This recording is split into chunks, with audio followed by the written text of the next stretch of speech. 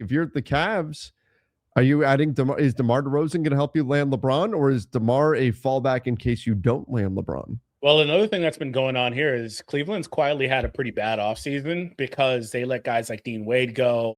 Yeah, he went up in Brooklyn. But they've also been stuck up waiting for LeBron here. And so they've watched other wings come off the market, like Rui, for example. They're probably not in on Kuminga. So they could just use wings. They don't really have many. And again, they lost Dean Wade for basically nothing. I've got concerns about a Donovan Mitchell, James Harden long-term feasibility backcourt. As much as I love the trade for James Harden from the Cavs perspective, in terms of moving on from Darius Garland, but is this the backcourt that you really want to tie yourself to for the future?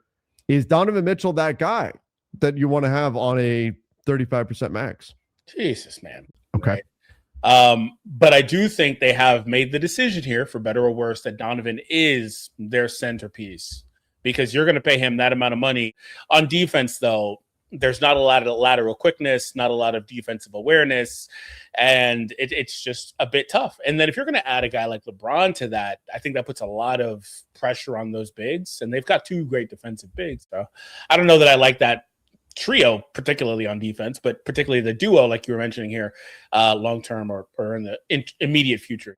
But how you slot him in with Harden, Mitchell, Mobley, and Allen